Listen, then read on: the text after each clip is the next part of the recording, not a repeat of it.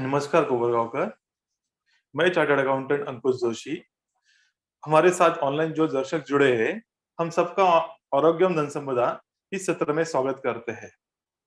Happy Kopargaon ये project जो art of living members ने चलाया है, इसमें रोज सुबह हम ऑनलाइन प्राणायाम और ध्यान कर रहे हैं। और हमारे मेडिटेशन टीचर जो ये सेशन लेते हैं, आज वही हमारे साथ है। Welcome Ankit ji. Thank you. Doctor Ankit Krishnani profession से डेंटिस्ट है। कोपरगांव में निवारा परिसर में इनका डेंटल क्लिनिक है और काफी फेमस भी है। साथ ही में वे आर्ट ऑफ लिविंग के टीचर भी है। हैप्पी कोपरगांव इस प्रोजेक्ट को शुरू करने में इनका लीड रोल रहा है। और अंकित, फिर एक बार आपका मैं इस प्रोग्राम में स्वागत करता हूँ। Thank you so much. ये सिर्फ मेरा ही लीड रोल नहीं है, सब लोग आर्ट ऑफ लिविंग के जो मेंबर्स हैं कोपरगांव के, सब लोगों का इसमें कंट्रीब्यूशन है। आप जो भी लोग यहाँ पे रोज इंटरव्यू लेते हैं वो सब हमारे मेंबर्स हैं। जो भी लोग इसके पीछे बहुत कुछ होता है टेक्निकल एस्पेक्ट में, सब लोगों ने अपना कुछ ना कुछ। और ये जरूरी भी है ना। क्या लगता है आपको हैप्पी कोपरगांव ये कंसेप्ट कैसा है? अच्छा है ना? मुझे इस पे आप फीडबैक दे सकते हो चैट पे। देखो ना, हम ये मन हमारे साथ 24 घंटे रहता है ना। लेकिन ये मन को कैसे हैंडल करे इसके बारे में हमको कहीं पे भी सिखाया नहीं जाता, है ना। घर पे, समाज में, स्कूल में, कहीं पे भी सिखाया नहीं जाता। तो ये मन के साथ जो संघर्ष है वो जिंदगी भर चलते रहते हैं। तो ये मन मुक्त हो जाए तो फिर जिंदगी का हम पूरा आनंद ले सकते हैं, है कि नहीं? यस। तो ये हैप्पी कोपरगांव का वही उद्देश्य है, इसका वही मिशन है। सुबह हम लोग योग प्राणायाम ध्यान कर रहे हैं, जिससे मन मुक्त होता है, मन शांत होता है। और शाम को हम लोग स्वस्थ शरीर के बारे में देख रहे हैं, रोज रात को 9 से 10 बजे। ये दोनों चीजें बहुत जरूरी है लाइफ में, है ना। तो ये हैप्पी कोपरगांव का कंसेप्ट, हाँ मैं देख रहा हूँ आप सबके कमेंट्स आ रहे हैं, अच्छी बात है। हाँ, अच्छा है ना। इसको कंटिन्यू करेंगे, अच्छा आगे बढ़ाते रहेंगे। यस अंकुश जी। बिल्कुल सर, हैप्पी कोपरगांव ये कंसेप्ट बहुत बढ़िया है। हम सब मिलकर जरूर इसे आगे बढ़ाएंगे। डॉक्टर अंकित, आज हम आपसे अपने दांतों को स्वस्थ कैसे रखें, दांतों की अलग अलग ट्रीटमेंट कैसी करनी होगी, इसके बारे में पूछेंगे। बहुत सारे सवाल है, लेकिन सबसे पहले आपको ये सवाल है कि दांतों की जो ये ट्रीटमेंट होती है इतनी महंगी क्यों होती है? ये बहुत लोगों का प्रश्न हो सकता है ना, कि मैं जब भी डेंटिस्ट के पास जाता हूँ तो ट्रीटमेंट बहुत बड़ा बड़ा बिल निकल जाता है। एक दांत के लिए 5,000 10,000 रुपए लग सकते हैं, है ना। तो जो भी लोग ये सोचते हैं, मैं बोलूंगा आप बिल्कुल गलत सोच रहे हो। पता है क्यों? इंडिया में डेंटल ट्रीटमेंट बाकी के देशों से बहुत अच्छा भी है और कंपैरेटिवली सस्ता भी है। आप यूएस में जाओगे, हजारों रुपए में एक रूट कनाल होता है, 60-70 हजार रुपए लग जाते हैं अगर हम लोग कन्वर्ट करें तो। और इसीलिए आपको पता है इंडिया में डेंटल टूरिज्म भी शुरू हुआ है। मतलब जो एनआरआई है, नॉन रेसाइडिंग इंडियंस है, जो बाहर रहते हैं, वो इंडिया में आके अपना डेंटल ट्रीटमेंट करवाते हैं, क्योंकि वो वहां पे अफोर्ड नहीं कर पाते। तो इंडिया में डेंटल ट्रीटमेंट बहुत अच्छे से मिल रही है, हम सबका सौभाग्य है। मैं बोलूंगा। हम्म। और डेंटल ट्रीटमेंट महंगा होने के बहुत सारे अलग अलग कारण भी हैं। उसमें से एक कारण है कि इसके लिए जो डेंटल मटेरियल यूज होता है, आपने सुना होगा दांत में कोई बोलता है फिलिंग किया है या रूट कनाल किया है, फिर कैप लगाया है। ये जो भी मटेरियल होता है, डेंटल मटेरियल, ये थोड़ा महंगा होता है। और अभी तक इंडिया में जो डेंटल मटेरियल बन रहा है वो इतनी अच्छी क्वालिटी का नहीं है। धीरे धीरे अभी इंडिया में भी उसका प्रोडक्शन शुरू हो रहा है, मैन्युफैक्चरिंग बहुत लोग कर रहे हैं। लेकिन अब तक बहुत सारा डेंटल मटेरियल बाहर से इंपोर्ट होता है। तो ये इंपोर्ट होने की वजह से इसका थोड़ा प्राइस बढ़ जाता है, जो डेंटल मटेरियल होता है। और इसमें मैं और एक कंसेप्ट यहाँ पे सबके सामने रखना चाहूंगा। देखो, हम लोग कभी कोई शरीर के दूसरे अंग की सर्जरी करने जाते हैं, तो कभी हॉस्पिटल में एडमिट होते हैं किसी और चीज के लिए, तो आप बिल देखोगे हॉस्पिटल में, तो वो कौन सी चीजों पर डिपेंड होता है। एक तो सर्जरी का कॉस्ट होता है, दूसरा होता है कि आप कौन से रूम में रहना चाहते हैं ना। एक semi private room, luxury room, ऐसे होता है, राइट। तो उसके हिसाब से बिल अलग अलग बनता है। और बाकी वो सर्जरी में जो लगने वाला सामान है, वो फिर उसका बिल अलग होता है, वो आप अलग से पे करते हो, वो एक बिल में नहीं आता है। लेकिन डेंटल ट्रीटमेंट में क्या होता है, सब कुछ जो है एक साथ बताया जाता है कि हाँ, ये रूट कनाल के लिए इतना, जो भी लमसम इतना कॉस्टिंग लगेगा। लेकिन उसमें बहुत कुछ है, वो सर्विस है, उस सर्जरी का कॉस्ट है, उसके साथ वो मटेरियल का कॉस्ट है ना। उसमें जो लगने वाली जो छोटी छोटी चीजें हैं, अलग अलग चीजें, उन सबका कॉस्ट मिला हुआ रहता है। इसलिए जब अचानक सुनते तो ऐसे लगता है अरे ये ज्यादा हो गया, लेकिन उसको अगर तोड़ के देखेंगे तो सर्विस कॉस्ट, बहुत सारी चीजें हैं। तो उस तरह से देखें तो डेंटल ट्रीटमेंट काफी सस्ता है, इतना महंगा नहीं है। और अगर आप लोग चाहते हो कि डेंटल ट्रीटमेंट सस्ता हो जाए, तो सबसे अच्छा तरीका है कि अपने दांतों का हम लोग ख्याल रखें। क्योंकि देखो इंडिया में ही नहीं, बाहर भी डेंटल ट्रीटमेंट बहुत कॉमन है। और इंडिया में तो और ज्यादा कॉमन है, हर घर में हर एक के मुंह में, हम लोग देखते ही है रोज, तो हमको पता है कि हर एक के मुंह में कोई ना कोई ऐसी परेशानी है जिसके लिए उनको डेंटल ट्रीटमेंट की जरूरत है। तो ये सिचुएशन होने की वजह से डेंटल इंश्योरेंस भी नहीं मिलता। मेडिकल इंश्योरेंस मिल जाता है लेकिन डेंटल इंश्योरेंस नहीं मिलता। ये भी एक फैक्टर है जिसकी वजह से डेंटल ट्रीटमेंट महंगी हो जाती है। तो इसका एक ही सीधा सरल उपाय कि हमारे दांतों की हम लोग, है ना, उनको स्वस्थ रखें, उनको खराब होने ही ना दे, यही आपका डेंटल इंश्योरेंस है। इसी से आप जो डेंटल ट्रीटमेंट पे जो खर्चा होता है वो बचा सकते हैं। मैं यहाँ पे एक बहुत अच्छा स्लाइड शेयर करता हूँ, आप सब लोग को ये देखना चाहिए। एक मिनट। हाँ, ये देखो, इसमें देखो वो पहला वाला दांत है ना, जो लेफ्ट साइड पे है, वो बिल्कुल स्वस्थ है। तो उसको मेंटेन करने में ज्यादा कुछ खर्चा नहीं आता है, टूथपेस्ट और फ्लॉस वगैरह उतना ही खर्चा है। तो उसका दूसरा वाला दांत देखो, उसमें थोड़ा सा सड़न लग गया है। अगर उस समय आप डेंटल ट्रीटमेंट ले लेते हो तो थोड़ा कम पैसा लगता है, इतना पैसा नहीं लगता है। इसके आगे जाके वो देखो तीसरा वाला दांत, वो थोड़ा ज्यादा खराब हो गया है। तो अगर ऐसे दांत को आपको बचाना है तो थोड़ा और ज्यादा पैसा लगेगा। और आखिरी वाला दांत देखो, वो निकालना ही पड़ेगा, उसको बचा नहीं सकते। तो उसको निकाल के नया दांत बिठाने में ज्यादा पैसा लगेगा। तो समझदारी किसमें है, आप ही बताओ, कौन सी स्टेज पे आपको डेंटल ट्रीटमेंट करना चाहिए। आप जितना जल्दी ट्रीटमेंट लोगे ना, उतना सस्ता पड़ता है डेंटल ट्रीटमेंट, ये उसका सीक्रेट है। इसलिए बहुत बार डेंटिस्ट बोलते भी हैं कि साल में 2 बार चेकअप होना चाहिए। क्यों? इसका देखो सिंपल कैलकुलेशन, जैसे अगर आप कहीं रूट कनाल करने जा रहे हो, तो समझो एक एवरेज कॉस्ट 5,000 रुपए खर्चा आ रहा है, फॉर एग्जाम्पल। तो 5,000 रुपए समझो आप एक बार चेकअप करने जाते हो, तो समझो 200 रुपए लग जाते हैं, 200 एवरेज कॉस्ट में पकड़ता हूँ।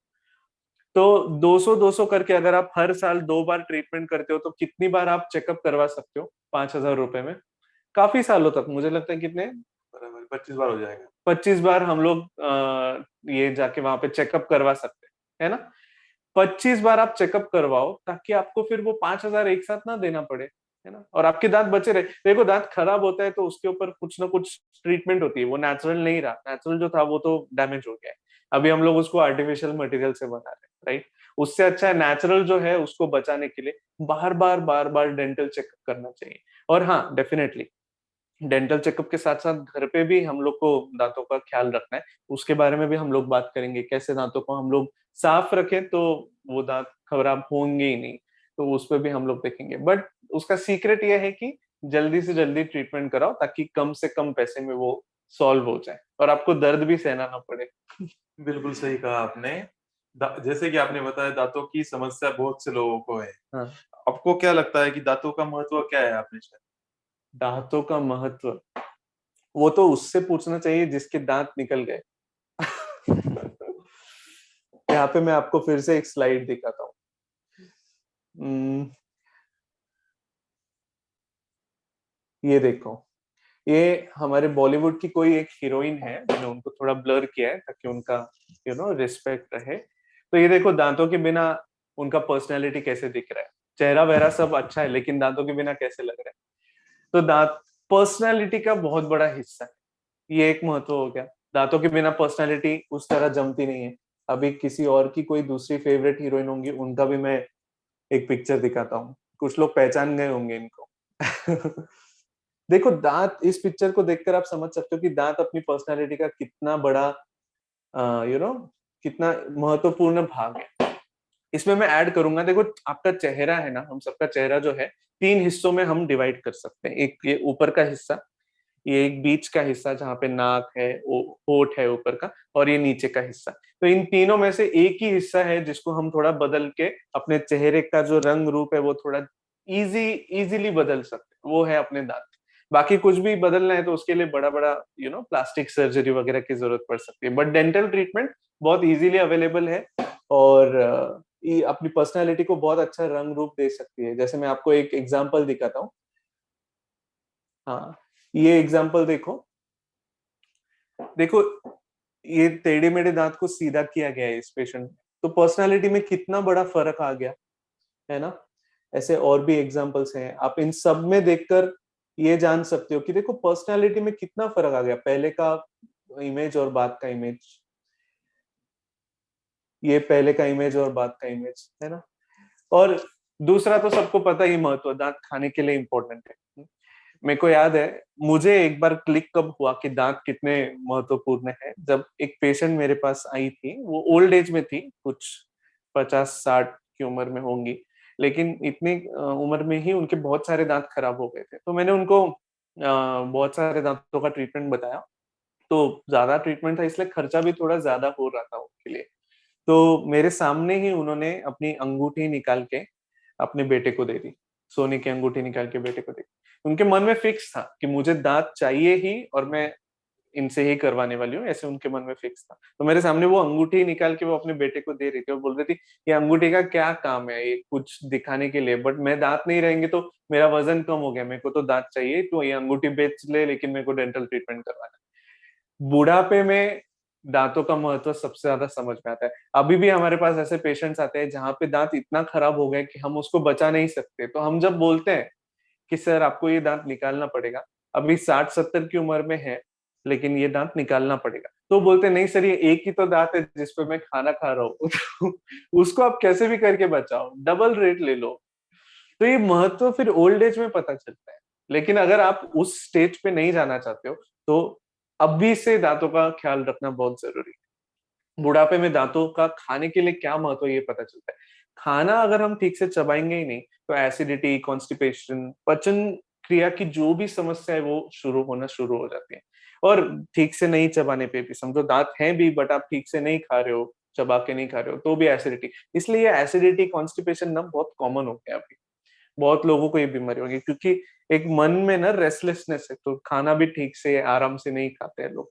इसलिए मैं, मेरे जो फिजिशियन फ्रेंड्स अगर मुझे कभी मिलते हैं, तो मैं उनको यही बोलता हूँ, आपके पास एसिडिटी और कॉन्स्टिपेशन के पेशेंट्स आ गए ना, तो उनका पहले दांत का नंबर चेक करो, 32 में से कितने बाकी है। बहुत बार उनके पास दांत ही नहीं होते।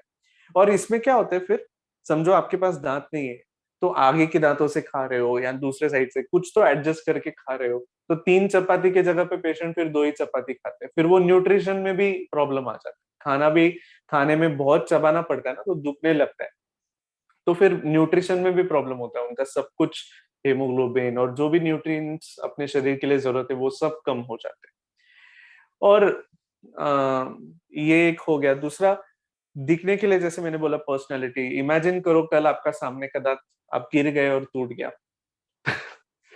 हमारे पास जब ऐसे पेशेंट्स आते हैं, वो बोलते हैं मैं एक दिन भी बिना दांत के नहीं रह सकता। दांत और बाल पर्सनालिटी के बहुत, है ना, इम्पोर्टेंट हिस्सा बन के। तो आगे वाला दांत समझो आपका ऐसे, कभी मैं एक बार दिखा देता हूँ, पिक्चर से थोड़ा ज्यादा इमेजिन होने लगता है। हाँ, समझो आपका कल ये हाल हो गया तो, हाँ तब दांत का महत्व पता चलता है ना। और इसके साथ साथ बोलने के लिए भी दांत का महत्व है। कभी दांत में गैप हो या दांत निकल गया हो, तो ऐसे हवा निकलने लगती है दांतों में से, विस्लिंग साउंड होता है। तो बोलने, उच्चारण में भी दांतों का बहुत इंपॉर्टेंट रोल है। बाकी ये जो शेप है ना फेस का, वो भी दांतों से बनता है। आपने देखा होगा जिनके सब दांत निकल जाते हैं, उनका मुंह ऐसे फेस नहीं रहता है, शेप नहीं रहता है उनके मुंह। मैं एक बार वो भी एक एग्जांपल दिखा के बता देता हूँ। हाँ, मैंने यहाँ पे रखा है, ये देखो। ये पहले वाले पिक्चर में उनके सब दांत ठीक हैं, बट दांत सब निकलने के बाद देखो, फेस का डायमेंशन, फेस का शेप वो चेंज हो जाता है, राइट। तो ये सब महत्व है दांतों का। मैंने बोला ना, बस महत्व जानना है तो ऐसे इमेजिन करो दांत निकल गए बहुत सही कहा आपने। 2 महीने पहले की बात है, मैं गाड़ी से गिर गया था। उठने के बाद में मैं जब डॉक्टर से मिला, रात को 9-10 बजे थे, तो मैंने डॉक्टर को मिलने के बाद में, डेंटिस्ट डॉक्टर ही थे, उनको सबसे पहले मैंने यही पूछा कि डॉक्टर मेरे दांत तो बच जाएंगे ना बाकी इधर मुझे जो लगा है वो तो मैंने किधर देखा ही नहीं। Right, right. ठीक है। मुझे ऐसे लगता है आज अपने जो दर्शक देख रहे हैं, आज से वो अपना दांतों का ख्याल रखना चालू कर देंगे ये हाँ बात सुन के डॉक्टर, सबसे ज्यादा होने वाली समस्या है दांतों की, दांतों का सड़ना, हम्म। कैविटीज होना। तो इसका क्या कारण है? राइट। हाँ, ये सही बात है। सबसे ज्यादा कॉमन जो प्रॉब्लम है वो कि दांत में सड़न लग जाती है, कैविटी हो जाती है, दांत में खड्डा हो जाता है। तो ये क्यों होता है? देखो, एक कंसेप्ट हमको क्लियर करना चाहिए कि दांत है ना बहुत ही अद्भुत चीज है जो बॉडी में है। एक्चुअली बॉडी का सबसे ठोस अगर कोई अंग है तो वो दांत है। जैसे बोन होता है, जो हड्डी होती है, उसमें 60% कैल्शियम होता है, दांत में 93% कैल्शियम होता है। पूरा कैल्शियम से बना हुआ वो एक स्ट्रक्चर है। तो ऐसा दांत अगर आप जमीन में भी डालोगे ना, सालों बाद वो फिर से वैसा ही मिलता है। इतनी अच्छी चीज है। लेकिन यही दांत हमारे मुंह में क्यों सड़ जाता है?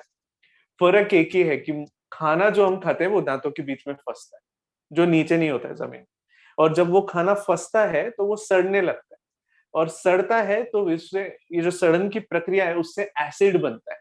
और वो ही एसिड फिर दांतों पे लग के दांत में कैविटी होती है, यहाँ दांत पे, वहां पे सड़न दिखती है। आपने देखा होगा, अगर आप शीशे में देखो किसी दांत पे कुछ काला काला है, तो वो कैविटी शुरू हो रही है। या फिर कहीं खड्डा हो गया है जहाँ पे खाना फंसता है, तो समझ लो कि वहां पे कैविटी हो गई। और ये सर्कल, विशियस सर्कल, मतलब क्या? छोटा सा कैविटी शुरू हुआ है, अब वो जगह पे और खाना फंसेगा और सड़ेगा, और वो कैविटी फिर बहुत जल्दी बढ़ने लगेगा। इसलिए छोटा कैविटी भी दिख जाए, वहीं पे उसका ट्रीटमेंट करना चाहिए। तो इसका एक ही सोल्यूशन है कि दांतों में खाना फंसने नहीं देना। ठीक है। जैसे मैंने बोला, एसिड गिरता है दांतों पे, और उसकी एक वजह हो सकती है जिनको एसिडिटी का प्रॉब्लम है। अगर जब हम रात को सोते हैं, एसिड मुंह में आता है ना, कड़वा कड़वा लगता है मुंह, वो एसिड भी दांतों के लिए हानिकारक है। तो ये एसिड बनने के लिए ना मुंह में दो चीजें चाहिए। पहली चीज चाहिए, कोई भी एक खाने का पदार्थ चाहिए जिसमें मीठा अगर कुछ हो तो वो तो सबसे ज्यादा बुरी चीज है दांतों के लिए। मीठा अगर कुछ हो तो, मीठा नहीं भी तो बाकी भी चीजें सड़ती हैं। कोई भी खाने का पदार्थ सड़ता है, तो कोई भी खाने की चीज दांतों के बीच में हो, और मुंह में बैक्टीरिया हो, तो ये बैक्टीरिया वो जो खाने का पदार्थ है उसको सड़ाते हैं, उसकी वजह से एसिड बनता है, जिससे ये कैविटी शुरू होती है। बहुत बार लोग इसको गलत फहमी बना देते हैं, क्या कि टीवी पे देखते हैं कोलगेट का कोई पेस्ट का एड है, उसमें दिखाते हैं छोटे कुछ कीटाणु है वो दांत पे अटैक कर रहे हैं। कीटाणु दांत नहीं खाते, उनको दांत में कोई इंटरेस्ट नहीं है। उनको इंटरेस्ट कहाँ पे है? दांत में फंसा हुआ खाना। वो रोज रात को पार्टी करते हैं मुंह में जब आप ब्रश नहीं करते हो तो वो जब खाना सड़ता है, उससे फिर जो एसिड बनता है वो दांतों पे गिरने की वजह से कैविटी शुरू होती अच्छा, तो ये सब करके अपन अपना दांतों को स्वस्थ रख सकते हैं। है। जितना हाँ। हर रोज ब्रश करना है, रात को सोते वक्त कुल्ला राइट। करके सोना, खाना हाँ। होने के बाद में अपन कुल्ला कर लेना। राइट। हाँ, मतलब जो खाना फंसता है, उसको निकालने के अलग अलग तरीके हैं। एक तो हम सब लोग जो करते हैं वो है ब्रशिंग। मतलब रात को ब्रश करना बहुत जरूरी है। जैसे बोलते रहता हूँ बार बार कि रात को ब्रश करना चाहिए अगर आपको दांत चाहिए तो, और सुबह ब्रश करना चाहिए अगर आपको फ्रेंड्स चाहिए तो। सुबह ब्रश नहीं करोगे, आपके फ्रेंड्स आपके साथ नहीं बैठेंगे, मुंह से बदबू आएगा तो है ना। और रात को ब्रश करना चाहिए अगर आपको दांत चाहिए तो, क्योंकि रात को जो खाना फंसता है ना दांत में, वो 8 से 9 घंटे वहां पे रहता है। तो बहुत ज्यादा समय है ये वो खाने के लिए सड़ने के लिए।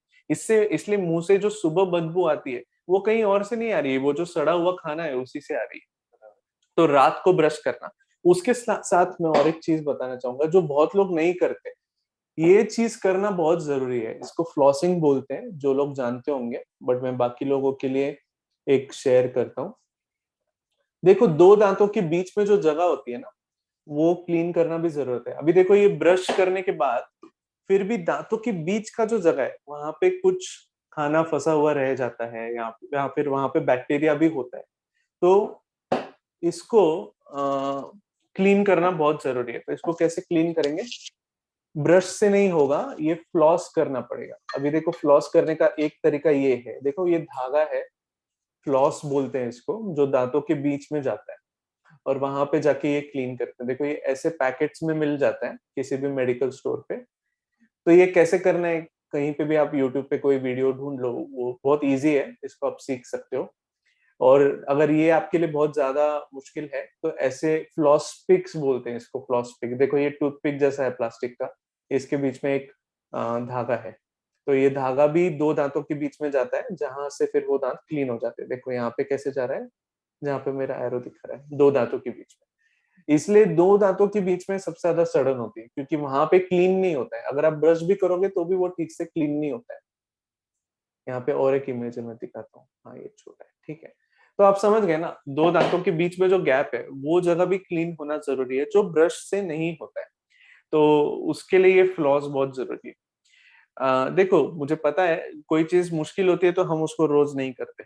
तो ये फ्लॉस आपके लिए नई चीज है, शायद आप रोज नहीं कर पाओ, बट एटलीस्ट शुरुआत के लिए आप हफ्ते में 2 बार 3 बार करना शुरू करो।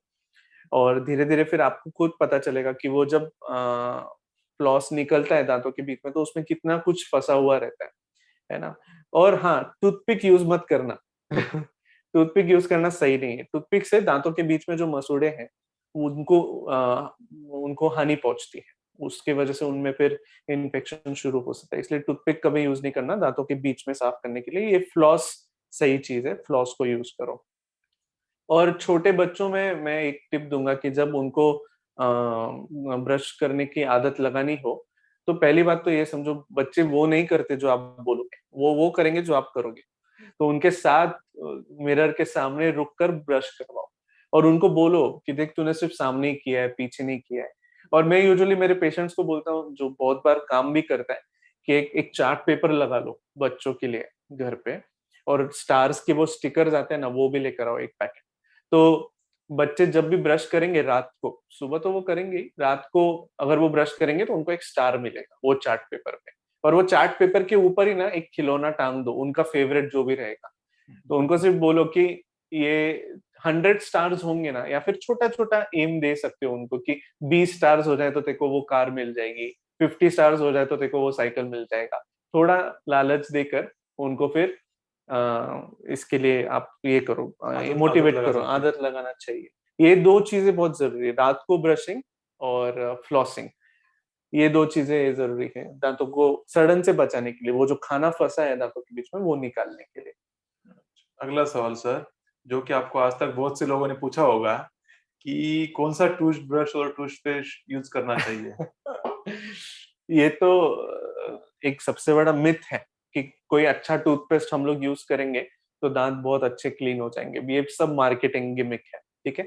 कुछ टूथपेस्ट हैं जो कुछ कुछ केसेस में पेशेंट को जरूरत होती है, तो वो आपके डेंटिस्ट आपको बता देंगे। जैसे सेंसिटिविटी के लिए कुछ पेस्ट हैं, अगर मसूड़ों में कुछ तकलीफ हो तो उसमें उन पेस्ट में कुछ एंटीबायोटिक होते हैं, तो वो कुछ पेशेंट को यूज करने की जरूरत है। लेकिन सबको ये सब पेस्ट यूज करने की जरूरत नहीं है।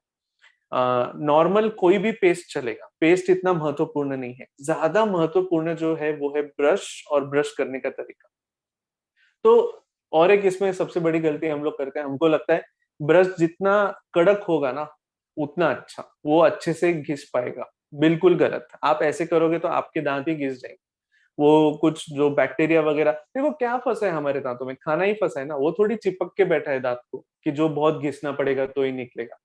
सिंपल अगर नॉर्मल सॉफ्ट ब्रश से भी घिस देते हैं ना तो वो निकल जाता है। तो उसको ज्यादा कुछ मेहनत करने का काम नहीं है दांत क्लीन करने के लिए। अगर आप ज्यादा ब्रश करोगे ना तो देखो ये कंडीशन हो जाती है। मैं एक बार दिखाता हूँ। हाँ, ये केस देखो, इसमें क्या हुआ है, ये सब दांतों में, एक मिनट, ये सब दांत यहाँ पे घिस गए हैं, देखो फ्लैट हो गए। फिर बाद में उनमें सीमेंट डाल के ऐसे उनको शेप दिया गया है। बट ये क्यों हुआ, ये ऐसे बहुत सारे लोग, आप नोटिस करो आपके दांतों में होगा ऐसे बहुत सारे लोगों दो, जहाँ पे ये मसूड़े शुरू होती है ना वहां पे ये मोस्टली ज्यादा ऐसे खांचे बनने लगते हैं, क्योंकि ये हार्ड ब्रश यूज किया है। हार्ड ब्रश यूज करने की वजह से ऐसे होता है। तो हार्ड ब्रश कभी यूज मत करना, मीडियम सॉफ्ट या फिर सॉफ्ट। इसका और एक फायदा है, देखो अगर आप हार्ड ब्रश यूज करोगे ना तो आप सिर्फ बीच में ब्रश करोगे जहां पे दांत है।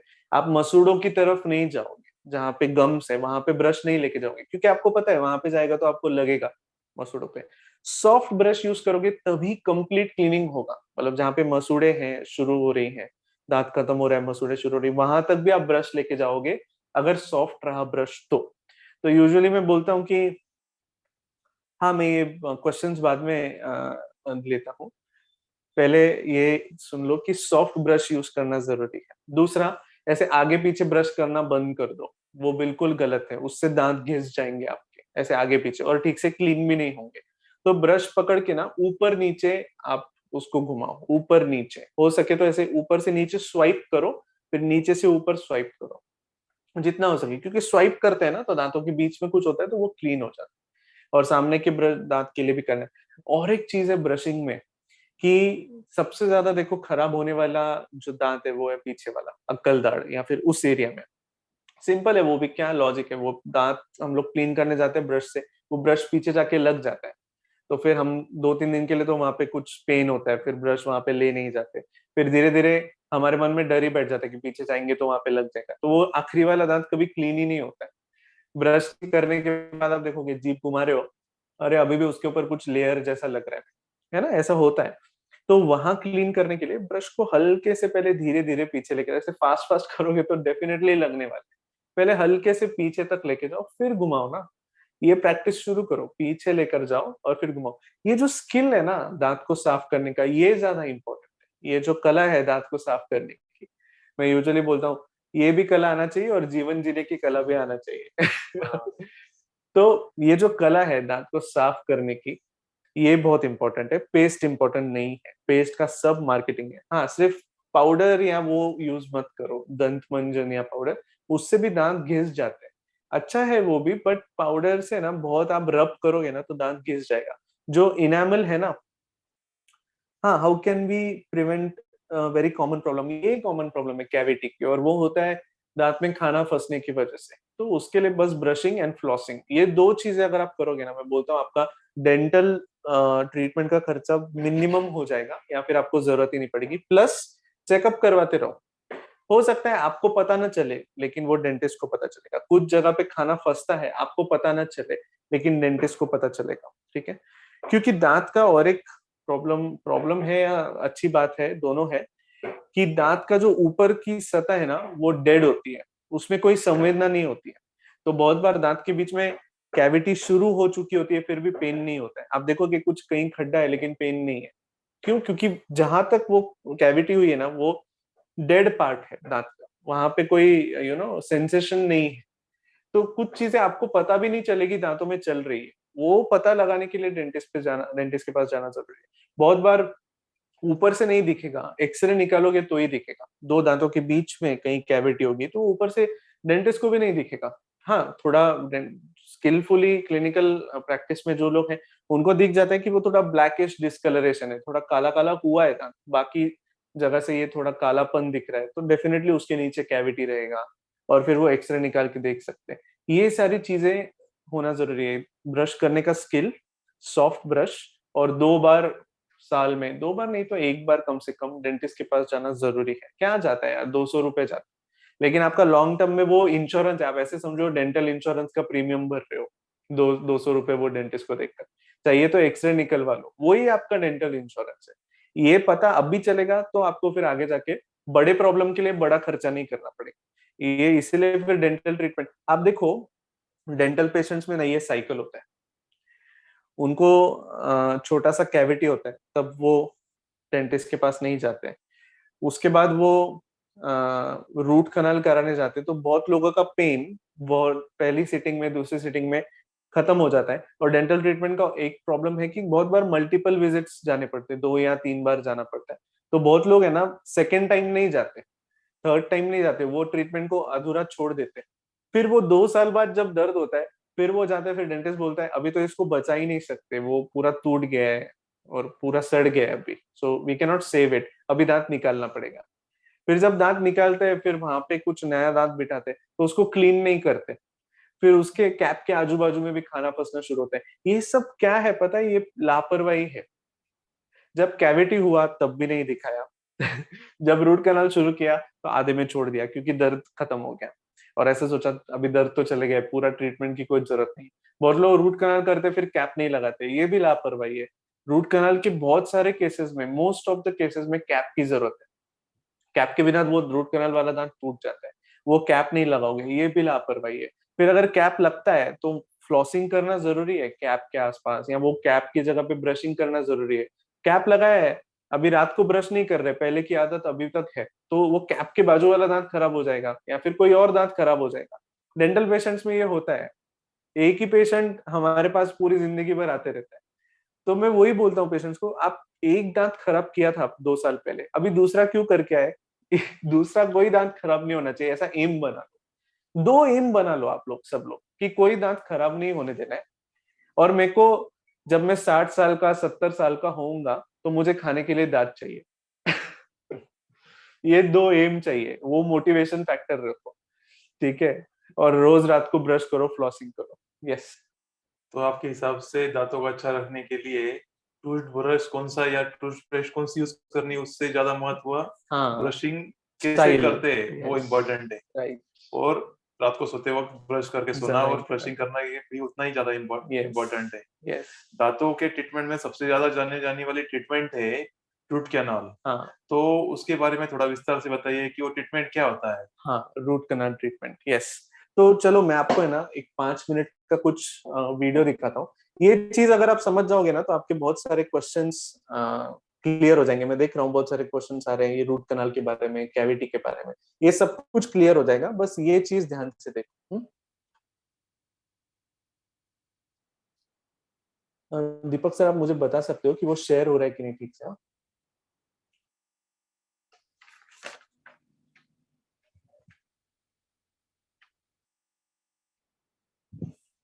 ये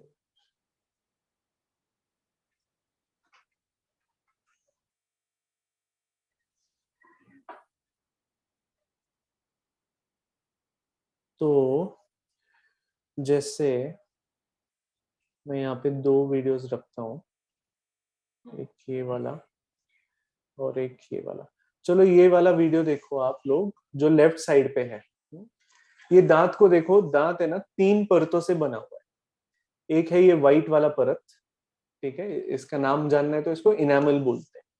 और ये एक येलो वाला है, देखो, इसको डेंटिन बोलते हैं। और ये अंदर जो है इसको पल्प बोलते हैं, ठीक है। तो दांत को जो भी संवेदना होती है ना, ये लाल वाला जो पार्ट है ना, ये जो नस भी बोलते हैं इसको, दांत की नस, जहाँ पे खून होता है, नर्व्स होती है, ये पल्प है। दांत को जो भी संवेदना होती है इसकी वजह से होती है। अब ये वाले दांत में देखो ऊपर ऊपर कैविटी लगा है। तो ऐसा जब कैविटी हो जो नीचे नर्व को जाके टच नहीं हुआ है, उस कैविटी में हम लोग फिलिंग करते हैं। मतलब क्या करते हैं, उतना पार्ट उतना क्लीन कर देते हैं ड्रिल से, और वहां पे कोई भी एक मटेरियल भर देते हैं। वो चांदी हो सकता है या फिर कंपोजिट हो सकता है, जीआईसी, अलग अलग टाइप के मटेरियल होते हैं। तो कोई भी एक मटेरियल वहां पे भरा जाता है। दिख रहा है आपको दीपक सर, वो वीडियो प्ले हो रहा है ना? ओके। अच्छा, ये दूसरे साइड पे देखो, दूसरे साइड पे देखो ये क्या हुआ है, राइट साइड। अच्छा, मैं इसके पहले और एक वीडियो दिखाता हूँ। देखो ये कैविटी बढ़ता है तो क्या होता है, देखो ये दांत में कैविटी शुरू हो रहा है, धीरे धीरे धीरे धीरे ये नीचे जाके नस को टच होगा। अभी ऐसी कंडीशन में पेशेंट को ज्यादा पेन होता है जब वो नस को टच होता है, ठीक है। चलो इस टाइम पे भी अगर पेशेंट ने मेडिकल से कुछ दवाइयां लेकर, पेन किलर वगैरह लेकर वो दर्द को थोड़ा पोस्टपोन कर दिया, तो फिर नीचे इन्फेक्शन बढ़ना शुरू होता है। दिख रहा है आपको? फिर यही इन्फेक्शन बाहर आके ऐसे सूजन होता है, फिर उसमें से पस वगैरह निकलता है, ठीक है। ये पूरा लापरवाही का ही पूरा खेल है, ये स्टार्टिंग में ही होना चाहिए था। तो समझो अभी हो गया, चलो कैविटी के टाइम पे नहीं किया, फिलिंग नहीं करवाया था, इसलिए वो सडन आगे बढ़ गई और अभी ऐसी कंडीशन है कि नीचे इन्फेक्शन हो रही है। मैं यहाँ पे हाईलाइट करता हूँ, देखो ये रेड कलर का है, इन्फेक्शन है, ठीक है। अभी इस इन्फेक्शन को, हाँ ये बात जान लो, दिस इज वेरी इंपॉर्टेंट, कि दांतों का जो सोल्यूशन है ना दांतों के पेन का, वो दवाइयों में नहीं है। आप कितनी भी दवाई लोगे ना, ये इन्फेक्शन क्लियर नहीं होगा। क्यों? क्योंकि ये जो कैविटी है ना, यहाँ से खाना बार बार अंदर आते रहता है और वो खाना सड़ते रहता है रोज रोज। वो खड्डे में जो ऊपर कैविटी हुआ है उसमें खाना फंस फंस के बार बार इन्फेक्शन बढ़ते रहता है। तो इसका सोल्यूशन क्या है? दांत को, ये रूट कनाल ट्रीटमेंट है, ये ध्यान से देखो, इसी को रूट कनाल ट्रीटमेंट बोलते हैं। देखो यहाँ पे एक इंजेक्शन दिया जा रहा है, ये इंजेक्शन देते हैं ताकि दांत सुन्न हो जाए, तो काम करते वक्त दर्द नहीं होगा। फिर इसके बाद दांत में एक छोटा रास्ता बनाते हैं।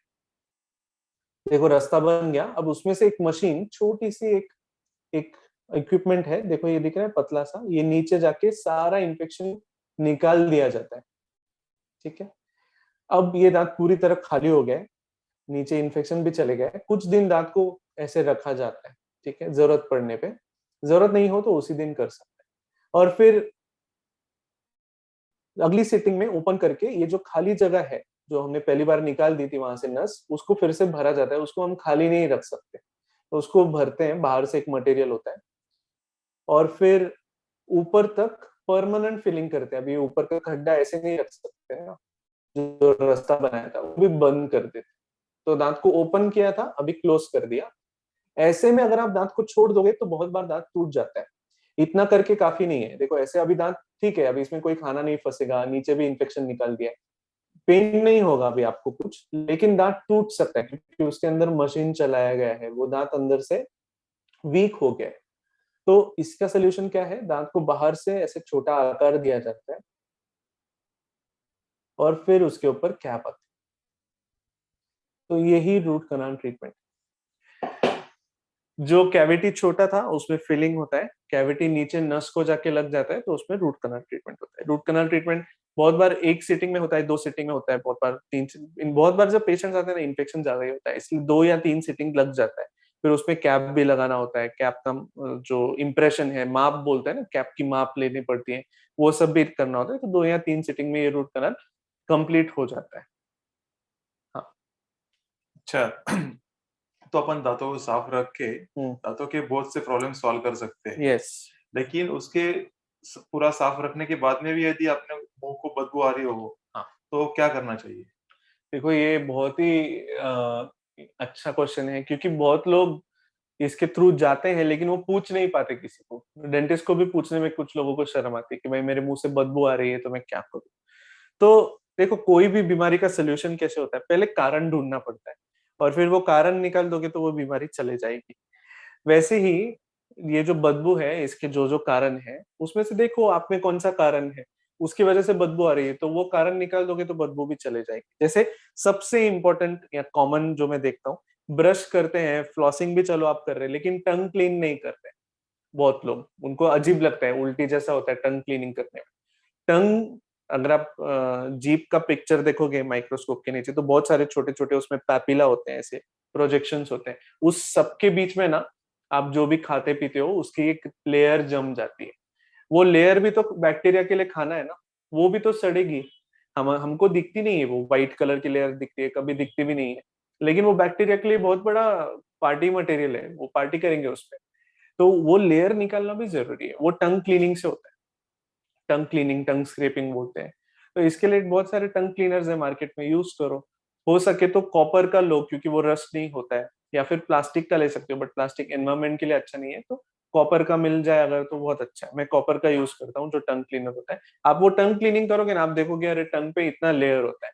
वो टंग क्लीनिंग करना शुरू करो, मैं बोलूंगा 50-60% लोगों का जो बदबू आने का प्रॉब्लम है, बैड ब्रेथ का प्रॉब्लम है, वो चले जाएगा अगर टंग क्लीनिंग करते हैं। दूसरा, जैसा मैंने बोला, मुंह से बदबू कहाँ से आ रही है, कुछ तो सड़ रहा है वहां पे, कहीं तो खाना सड़ रहा है, वहां से बदबू आ रही है। तो देखो दांत में कहीं खड्डा है क्या, कोई कैविटी है क्या, उस कैविटी में खाना फंसेगा, वो सड़ेगा, उससे बदबू आएगी। बहुत बार आपको पता भी चलता है कि मुझे इस तरफ कहीं खाना फंसा हुआ है और वहां से बदबू आ रही है, कहीं अक्कल दाढ़ के यहाँ पे कुछ खड्डा है शायद, या पता नहीं, वहां से बदबू आ रही है इस एरिया से, ऐसे पता चलता है। तो वहां पे चेक करवा लो एक बार डेंटिस्ट के पास जाके, कहीं पे कैविटी है क्या।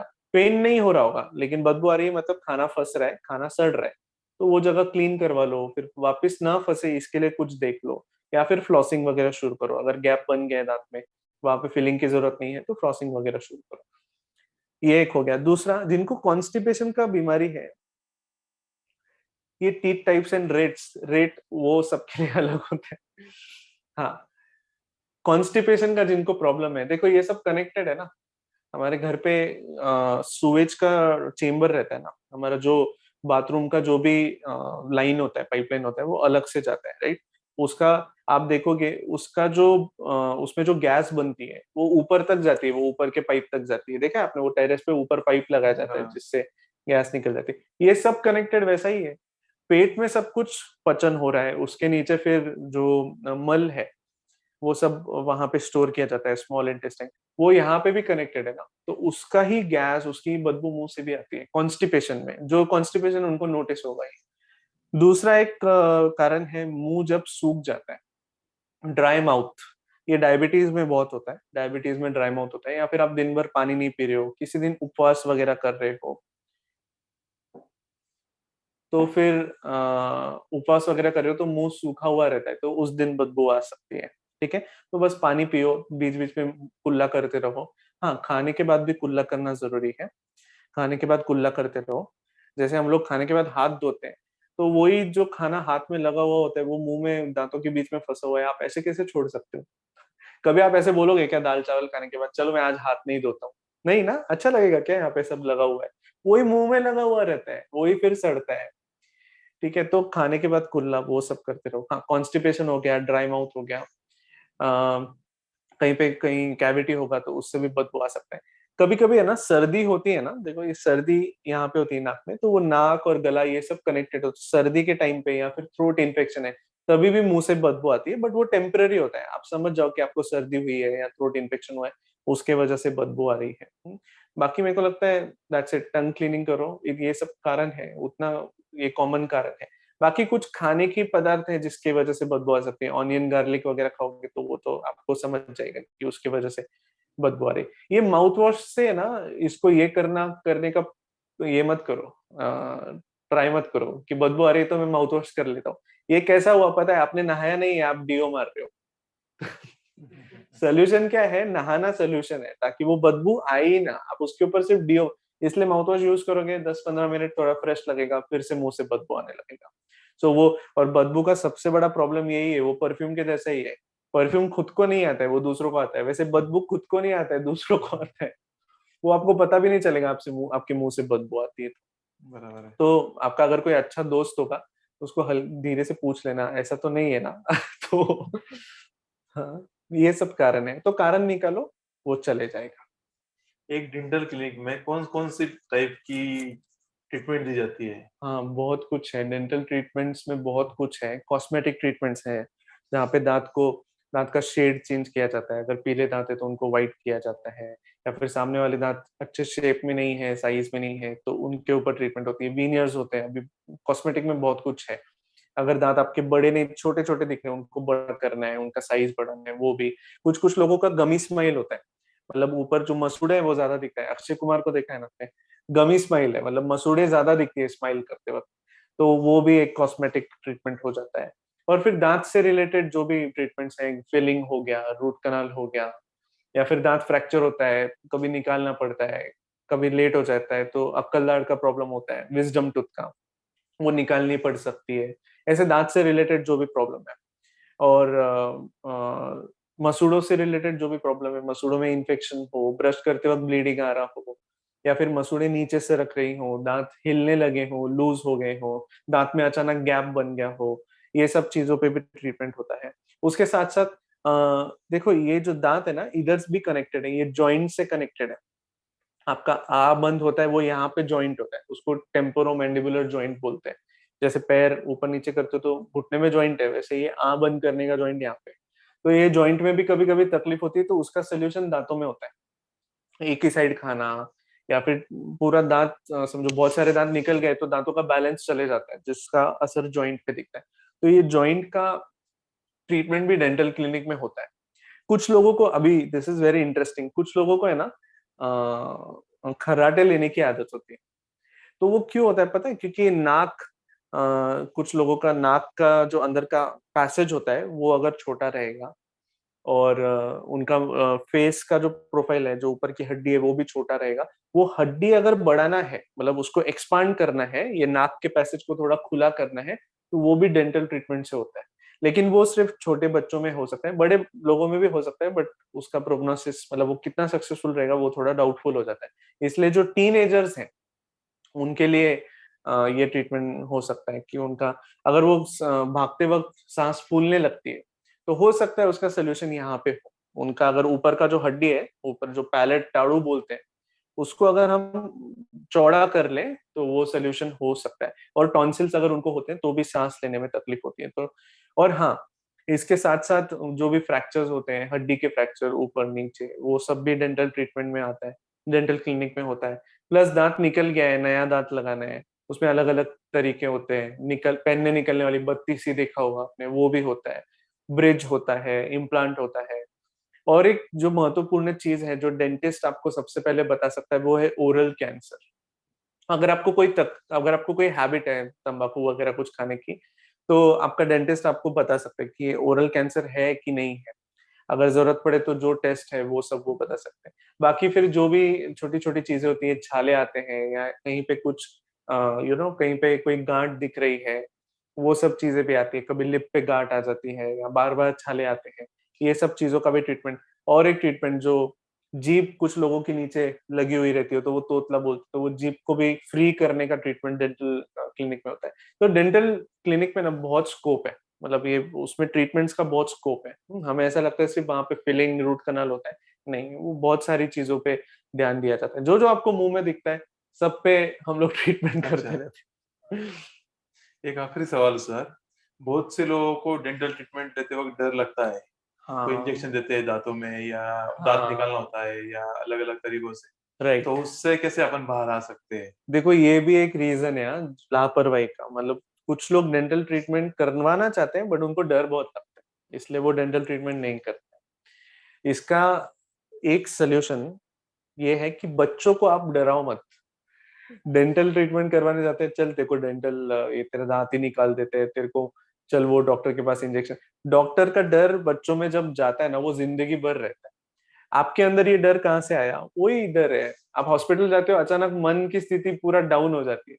ये क्यों हो रहा है? क्योंकि वो जगह के बारे में जो आपका अनुभव है बचपन का, वो थोड़ा डरावना है।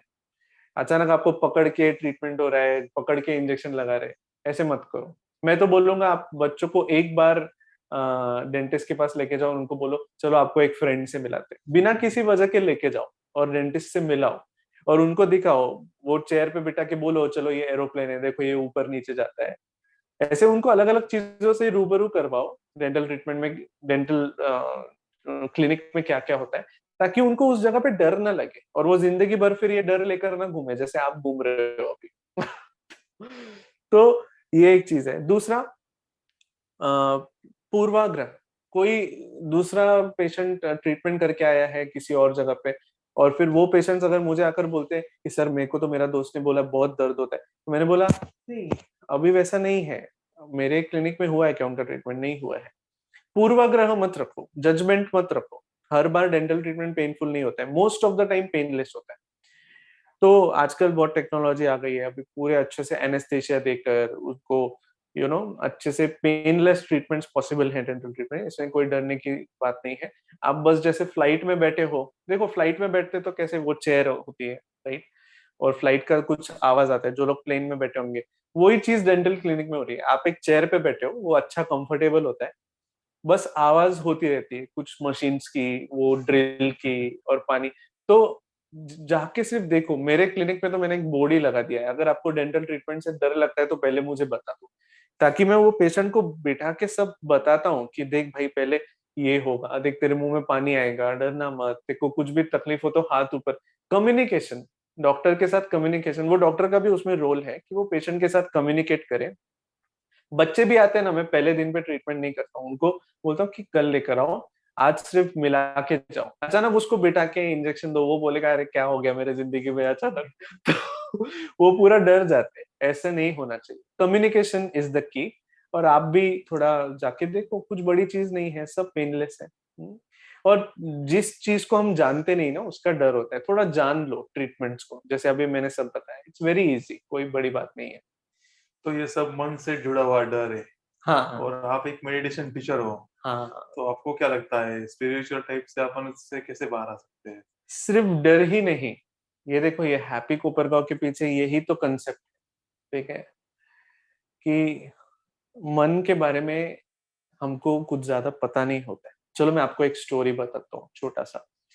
एक प्रोफेसर होता है कॉलेज में, वो सिखाता है वो प्रोफेसर। तो उसको वो एक बार है ना नदी के किनारे जाता है, और वो नदी उसको पार करनी होती है। तो वहां पे उसको नाविक मिलता है, वो उसको बोलता है चल लेके चल मेरे को। पैसे की बात हो जाती है, हाँ 50-100 रुपए दे दो, चलो बैठो। बैठ जाता है। फिर थोड़ा आगे जाके वो प्रोफेसर गिरी उसमें आ जाती है। वो फिर वो नाविक को पूछता है, अरे तू ये नाव वाव चलाता है, ये नाव तो इंजीनियर लोग बनाते, देखो इंजीनियरिंग क्या कुछ पता है क्या? ये नाव कैसे चलती है, पानी में तैरती कैसे है, ये सब चीजें पता है? वो नाविक बेचारा अनपढ़ होता है, वो बोलता है इंजीनियरिंग का तो दूर दूर तक मेरे से कोई लेना नहीं, मेरे को कुछ नहीं पता सर। फिर वो अपसेट हो जाते तो मेरे वो प्रोफेसर उसको बोलता है तेरा 25% लाइफ वेस्ट हो गया, देखो इंजीनियरिंग के बारे में नहीं पता और तू नाव चला रहा है, कैसे चलेगा। फिर भी वो नाविक थोड़ा चलाते रहते हैं, आगे चले जाता है। फिर प्रोफेसर फिर से पूछता है, अच्छा तेरे को भूगोल वगैरह के बारे में पता है, ये जगह कौन सी है, वो कहाँ है, ये सब पता है तेरे को, ज्योग्राफी पता है। वो बोलते हैं, नहीं सर ज्योग्राफी भी नहीं पता, बेचारा भूला सा। फिर से सैड होके नाव अपना चलाते रहते। फिर से आगे जाके पूछता है, अच्छा तू लेन देन तो करता है, बिजनेस है ये तेरा, तो मैथमेटिक्स आता है देखो, मैथ्स गणित वगैरह आता है। बोलता है नहीं सर, बस नोट पता है मुझे, 50 का नोट्स हो गया, इतना ही पता है, ज्यादा कुछ पता नहीं है। तो वो बोलते तेरा तो 75% लाइफ वेस्ट हो गया, तेरे को कुछ ये भी नहीं पता। फिर बीच में आ जाती है नाव, एकदम नदी के बीच में। और फिर वो नाविक प्रोफेसर से पूछता है, सर आपको स्विमिंग आता है क्या। तो वो सर बोलते हैं नहीं, क्यों। तो वो नाविक बोलता है कि सर आपका तो 100% लाइफ वेस्ट हो गया, क्योंकि नाव में तो छेद है, पानी भर रहा है नाव में, अभी हमको तैर के जाना पड़ेगा और आपको तो तैरना ही नहीं आता। तो हमारा सिचुएशन भी लाइफ में ऐसा होता है।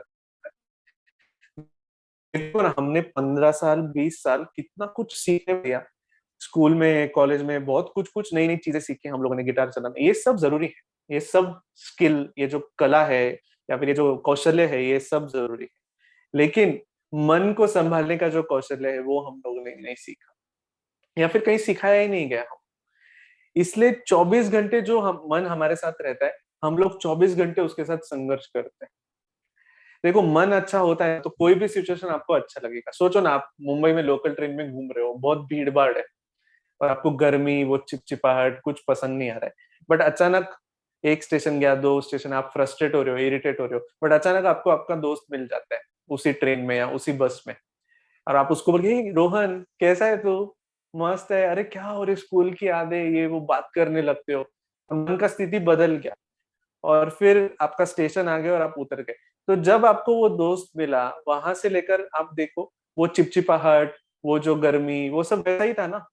लेकिन उसका आपको फर्क पड़ रहा था क्या? नहीं, क्योंकि मन की स्थिति बदल गई। तो हमारे जीवन का जो अनुभव है ना, वो हमारी मन की स्थिति पे निर्भर है। लेकिन मन तो बहुत उलझता रहता है, फ्यूचर में जाता है, पास्ट में जाता है, कुछ ना कुछ वो अटकते ही रहता है यहाँ वहां पे। तो ये मन को ये सब से बाहर कैसे निकाले भाई, इसका जो सीक्रेट है ना, वो सांस में है। सांस और मन जुड़ा हुआ है, सीधा सीधा संबंध है। जब भी मन में कोई भाव बदलता है तो सांस बदलती है। अब ये बहुत इंटरेस्टिंग है, देखो, ये साइंस है। ये साइंस है, इसलिए किसी भी धर्म से या वो व्यक्ति कहाँ से, उसका कोई लेना देना नहीं है, हर जगह पे ये सच है, किसी भी धर्म का हो। अगर गुस्सा हो जाते हैं, मन में गुस्सा आ गया, तो सांस कैसी हो जाती है, छोटी और फास्ट हो जाती है। काली माँ को देखा है टीवी में, कैसे दिखा है ना, सांस बदल जाती है। अगर आप बहुत सैड हो, थके हुए हो, थोड़ा अपसेट हो, तो घर पे आके सांस कैसे निकलती है, बाहर जाने वाली सांस हेवी लगती है, राइट। कोई भी इंसान रोता है तो वो कैसे रोता है, सांस कैसे हो जाती है, कट कट के सांस अंदर जाती है। ये सांस को बदले बिना रो सकते हैं क्या? नहीं रो सकते। मन में भावना बदली तो सांस बदलेगी ही।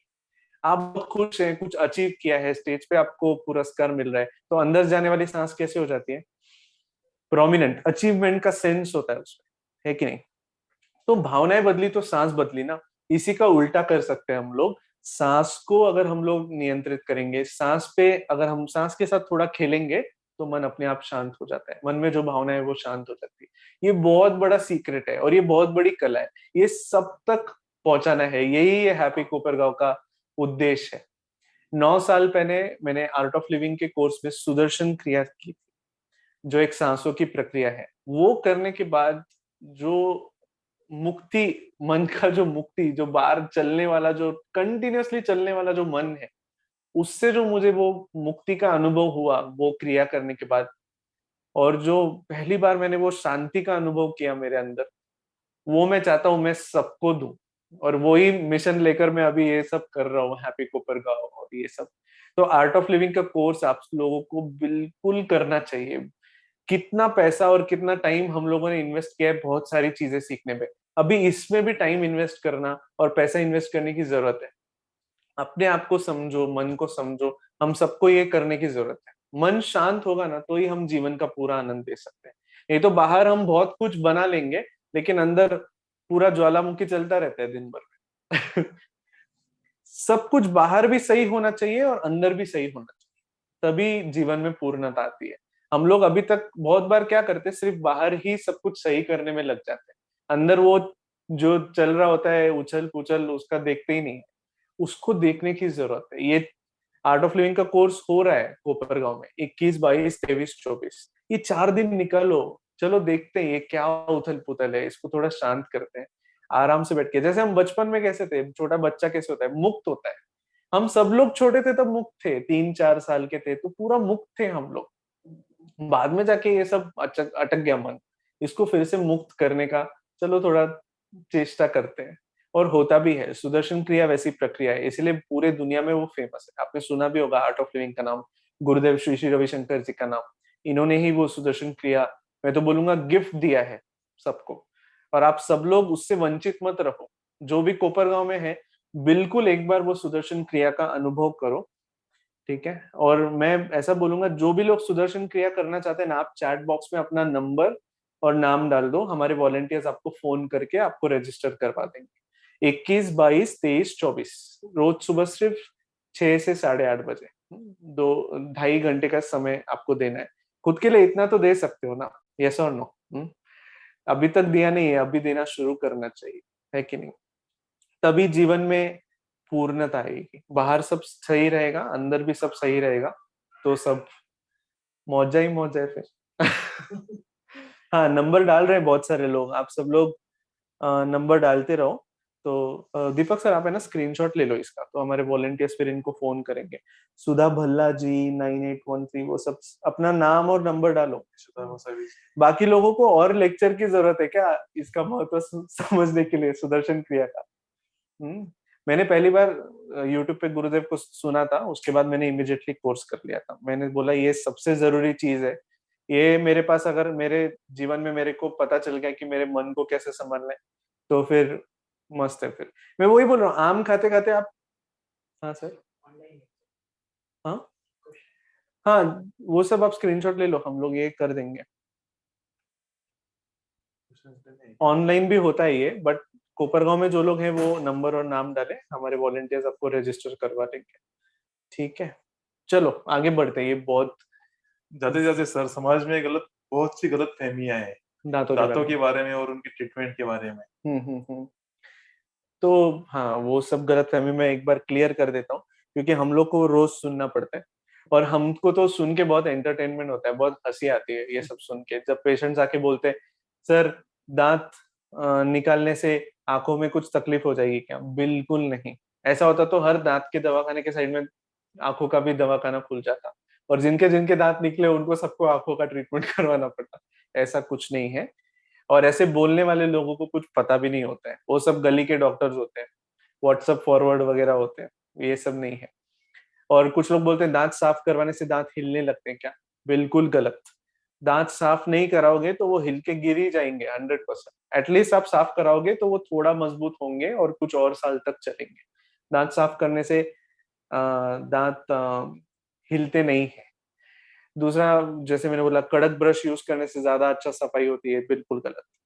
दूसरा, पेस्ट यूज करते हैं कुछ लोग, तो उनको लगता है टूथब्रश लेके पूरा, जैसे टीवी में दिखाते हैं ना, यहाँ से लेकर वहां पे पेस्ट लगाना है। बिल्कुल जरूरत जरूरत नहीं है। मटर का दाना होता है ना, उतना ही पेस्ट लेने की जरूरत है, उतना काफी है। और कुछ लोगों को हाँ ये भी लगता है कि दांत हमारे ना पूरे वाइट होने चाहिए, ऐसे सफेद होने चाहिए इस रंग के। ऐसा नहीं है। वो बचपन में जो दांत होते हैं ना, उनको दूध के दांत क्यों बोलते हैं? क्योंकि वो बिल्कुल सफेद होते हैं, इसलिए उनको दूध के दांत बोलते हैं। जब परमानेंट दांत आते हैं, मतलब दूध के दांत निकलने के बाद जब दूसरे दांत आते हैं, वो सफेद नहीं होते, उनमें थोड़ा पीला रंग होता है। जो मैंने दिखा है आपको, दांत की 3 परत होती है, उसमें सेकंड परत पीली परत है, इसलिए उसमें पीला रंग होता है। तो आप हमेशा ऐसे मत सोचो कि दांत ऐसे सफेद हो तो ही सही है, पीले हो तो गलत है। हाँ, दांत के ऊपर कोई लेयर लगा है तो उसको साफ करना चाहिए, वो जरूरी है। दांत को साफ, ये सफेद करने के चक्कर में ब्लीचिंग वीचिंग हमेशा जरूरी नहीं है। बहुत ही पीले हो तो ब्लीचिंग कर सकते हो, वीनियर्स लगा सकते हो, अदरवाइज ये सब करने की जरूरत नहीं है। और क्या मैंने सुना है, अक्कल दाढ़ निकालने से अक्कल निकल जाती है, ये तो सबसे फनी है। ऐसा कुछ भी नहीं है, अक्कल दाढ़ का अक्कल से कोई संबंध नहीं है।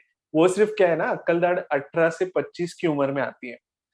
तो उस समय में ऐसा बोलते हैं कि इंसान भी मैच्योर होता है, थोड़ा अक्कल आती है और वो सुदर्शन क्रिया करता है। तो तो उस समय पे ये दाढ़ आती है, इसलिए उसको अक्कल दाढ़ नाम दिया है, उसका अक्कल से कोई लेना देना नहीं है। और क्या मैंने बहुत सी बार सुना है कि दांतों को अपन जब निकालते हैं, हाँ कोई उसमें कैविटी होने की वजह से, हाँ। तो उसकी वजह से आंखों में दिक्कत होता है। नहीं नहीं, ये तो भी वो वो कितना सही है? बिल्कुल मैंने उसकी जैसे रोशनी बोला चली ना, जाती है या कम होता कुछ है? भी नहीं, कुछ भी नहीं, ऐसा कुछ भी नहीं है। दांत निकालने से आंखों में तकलीफ नहीं होती। मुझे लगता है क्या होता है ना, पहले के जमाने में जब एंटीबायोटिक्स, पेन किलर्स नहीं थे, डेंटल ट्रीटमेंट अवेलेबल नहीं था, तो शायद ऊपर के दांतों में इन्फेक्शन इतना बढ़ जाता होगा कि ऊपर तक, अभी भी होता है कुछ केसेस में बट बहुत रेयर। आजकल तो वैसे केसेस नहीं दिखते कि पूरा इन्फेक्शन बढ़ बढ़ के यहाँ तक आ जाता है।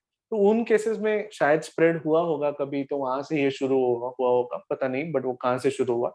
बट ऐसा बिल्कुल नहीं है, दांत निकालने से आंखों पे बिल्कुल भी फर्क नहीं पड़ता। और क्या इससे जो मिथ है, हाँ बस इतना ही है मुझे लगता है। और कुछ, हाँ दूध के दांत इंपॉर्टेंट नहीं होते, ये भी गलत है। बच्चों के दांत बहुत इंपॉर्टेंट है, उनका कॉन्फिडेंस उस पर डिपेंड करता है। बहुत बार वो स्कूल में जाते हैं और उनके सामने के दांत नहीं होते, वो स्माइल ही नहीं करते। सामने के दांत काले काले होते, वो स्माइल ही नहीं करते। पूरा लाइफ फिर वो वैसे ही हो जाते हैं, उनका स्वभाव बन जाता है। बहुत साल तक अगर वो अंडर कॉन्फिडेंट होंगे, दोस्त नहीं बनाएंगे, तो वो बच्चों के दांत उनके कॉन्फिडेंस के लिए भी जरूरत है और उनकी हेल्थ के लिए भी जरूरत है। पीछे के दांत चाहिए खाना चबाने के लिए। वो निकालना ऐसा नहीं कि वो खराब हो गया तो निकाल देंगे, ऐसा बिल्कुल नहीं है। और हाँ, दांत टेढ़े मेढ़े हो तो वो भी कॉन्फिडेंस के लिए जरूरी है। बहुत लोग जिनके दांत टेढ़े मेढ़े होते हैं वो स्माइल नहीं करते, तो वो भी एक जरूरी हो सकता है। और कुछ तो मुझे फिलहाल याद नहीं आ रहा है जो मिथ है दांतों के बारे में। हाँ, ये हम कॉमनली सुनते रहते हैं, वही सब है। बहुत बहुत धन्यवाद सर, आपने बहुत सारी बातें क्लियर कर दी। मुझे आशा है आज से जो भी दर्शक इसको देख रहे हैं और बाकी लोग दांतों के स्वास्थ्य के बारे में सोचेंगे और उनका ख्याल रखेंगे। फिर एक बार मैं आपका बहुत बहुत धन्यवाद देता हूँ। बिल्कुल। और सभी दर्शकों को धन्यवाद देता हूँ जो भी अभी हमारे साथ में जुड़े हुए थे और हमको ऑनलाइन देख रहे थे, सुन रहे थे। हम्म। मिलते हैं कल सुबह मेडिटेशन सेशन में, सुबह बिल्कुल। 6:30 बजे। आप सब लोग इसको शुभ शेयर रात्रि। करो। ये हैप्पी कूपर का जो इन्फॉर्मेशन है, मैं तब तक थोड़ी देर आपके चैट्स पढ़ लेता हूँ, कुछ किसी ने डाला होगा अगर तो। दो दांत के बीच में कैविटी हो तो देखो, ऐसे पर्सनल क्वेश्चंस बेटर है आप डेंटिस्ट के पास जाके ही उसका निवारण करो। वो ऑनलाइन तो कुछ नहीं कर सकते उसका। तो उसके बारे में मैंने बहुत सारा बताया अभी। चिंचवडला कुठे करायला मिळेल ते, नंबर असेल तर पाठवणार। हाँ, कोर्स वहां पे भी होते हैं, पुणे चिंचवड वगैरह। ऑनलाइन भी होते हैं कभी कभी। तो ऑनलाइन भी आप सब लोग मुझे ये कर दो, सिर्फ स्क्रीनशॉट ले लो सर इनका, तो हम लोग इनको कर देंगे। टीथ येलो हो तो क्या करना चाहिए, ब्लीचिंग ऑप्शन है, और विनियर्स वगैरह भी ऑप्शन है, बट जरूरत हो तो ही करना, ठीक है। दोन दाढांच्या मध्ये जर कॅव्हिटी और पेन होत असेल तर काय करायचं, पहले एक्सरे निकालिए, फिर आगे का उसमें आप सही से पता चलेगा कैविटी ऊपर तक है, नीचे है, रूट कनाल की जरूरत है कि नहीं, एक्सरे की जरूरत है। Very nice information. दांत में क्लिप या स्प्रिंग क्यों लगाते हैं? दांत टेढ़े मेढ़े होते हैं ना, तो उनको सीधा करने के लिए वो ट्रीटमेंट, हाँ वो भी एक ट्रीटमेंट होता है डेंटल क्लिनिक में, मैं बताना भूल गया। सर बच्चों के मोलार टीथ खराब हुए हैं तो क्या करें, उसमें खाना भी फंसता है तो क्या करें? वही चीज जो मैंने बताया ना, फिलिंग या फिर रूट कनाल, मोस्टली ये होता है। बहुत ही खराब हो गया हो तो दांत निकालना पड़ता है। Share teeth types and rate, हाँ रेट वो सबका अलग अलग होता है। तो आप जहाँ से हो वहाँ अलग हो सकता है। मैं मुंबई में प्रैक्टिस करता था तो अलग था, अभी यहाँ पे हूँ तो अलग है। दांत की क्लीनिंग, दांत को क्लीनिंग करना चाहिए, बिल्कुल करना चाहिए। So many toothpaste less sensitive. Is there any role of such costly pastes in hypersensitive tooths or any other tooth problem? Sensitivity के बहुत सारे कारण होते हैं। अगर वो कारण इन टूथपेस्ट से जाने वाला होगा तो ही जाएगा। अगर दांत में कैविटी है उसकी वजह से सेंसिटिविटी हो रहा है, तो ये सेंसोडाइन वगैरह से कुछ नहीं होगा। रूट कनाल हुई है, कैप के दांत में पेन क्यों होता है, क्या वापस कैप चेंज करनी होगी क्या? बहुत सारे कारण हो सकते हैं। दांत जहाँ पे रूट कनाल किया है वहां पे खाना फंसता है क्या, देखो तो हो सकता है मसूड़ों में कुछ इन्फेक्शन हो गया, उसकी वजह से भी पेन होता है। रूट कनाल सही से नहीं हुआ हो तो फिर से करना पड़ सकता है, उसकी वजह से भी पेन होता है। कैप अगर ऊंची ऊंची लग रही है लगाने के बाद, हाई पॉइंट है उसमें, बंद नहीं हो रहा है ठीक से कैप के ऊपर, तभी भी उस दांत में पेन हो सकता है। ऐसे बहुत सारे कारण हैं। तो जिस जहाँ पे ट्रीटमेंट कराए वहां जाके एक बार कंसल्ट करो, अच्छा रहेगा।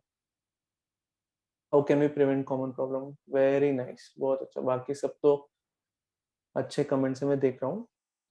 रूट कनाल और सफाई में क्या अंतर है? हाँ, स्केलिंग, सफाई मतलब क्या, दांत के ऊपर जो परत जम जाती है ना, उसको साफ करना स्केलिंग है। रूट कनाल मैंने जो वीडियो देखा है, दांत के अंदर होता है वो, दांत के अंदर जो नस होती है कैविटी की वजह से, वहां पे जब इन्फेक्शन हो जाता है तब उसको क्लीन करना रूट कनाल होता है। स्केलिंग या फिर आप जो क्लीनिंग बोल रहे हो वो दांत के ऊपर ऊपर ही होता है, अंदर नहीं। टीथ क्लीनिंग कितने दिन बाद करनी चाहिए? आई थिंक देखो वो अलग अलग है। अगर आपके दांत टेढ़े मेढ़े हो तो बार बार करने की जरूरत पड़ सकती है, 6 महीने में एक बार या साल में एक बार। अगर दांत सीधे हो तो शायद साल में एक बार या 2 साल में एक बार भी। रूट कनाल और सफाई में क्या अंतर है वो बता दिया। It means when we put new teeth, no, depends upon वो नए दांत लगाने के लिए। If you want to put new teeth, there are many different types of treatment available, so it depends what you are doing. But as I told you know, most of the dental treatments are painless. बहुत सारी dental treatment painless होती है। हाँ दरवी जी, मैं डालता हूँ message सुबह के सेशन का। और क्या है? और एक क्वेश्चन था, प्राणायाम ज्यादा होना चाहिए सुबह सुबह। क्रिया करो, प्राणायाम तो ट्रेलर है, क्रिया करो, सुदर्शन क्रिया। प्राणायाम कुछ नहीं है, ट्रेलर है सिर्फ। ये जो सुबह हम लोग कर रहे हैं ना, उससे आपको अच्छा लगता है ना, ये कुछ भी नहीं है। मैं बता रहा हूँ, सुदर्शन क्रिया के सामने कोई चीज नहीं टिक सकती। अलग ही अनुभव है, प्राइसलेस। ओके, देख लिया मैंने सबका चैट, अच्छा लगा मेरे को सबसे बात करके। अभी भी कुछ लोग जुड़े हुए हैं।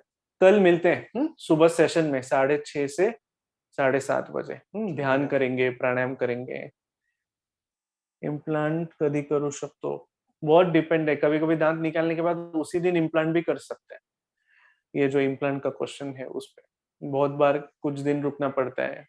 3 महीने, 1 महीने, डिपेंड्स वो इन्फेक्शन कितना था, इन्फेक्शन था नहीं था, और बोन कैसा है, इम्प्लांट कर भी सकते हैं कि नहीं, ये पहला क्वेश्चन है। ठीक है, okay, thank you so much. Happy Kopargaon को शेयर करो, सुदर्शन क्रिया करो। जो लोग कोपरगांव में कोर्स के लिए जरूर रजिस्टर करो। मैं रहूंगा कोर्स में, मैं भी आर्ट ऑफ थिंक का टीचर हूँ, तो मैं भी वहां पे रहूंगा। मेरे साथ और एक टीचर रहेंगे। यहीं पे हो रहा है प्रदर्शन में। ये कोर्स बार बार नहीं होता है, और जिन लोगों ने किया है वो अपने फ्रेंड्स को बोलो। ये बहुत बड़ा गिफ्ट है, आप जिनको दोगे उनके लाइफ में आप उनको मन से मुक्त कर रहे हो, ये बहुत बड़ा गिफ्ट है। यस और नो? ठीक है, okay, good night, bye bye, see you tomorrow morning. हाँ सर, वीडियो ऑफ कर सकते हो, वीडियो ऑडियो।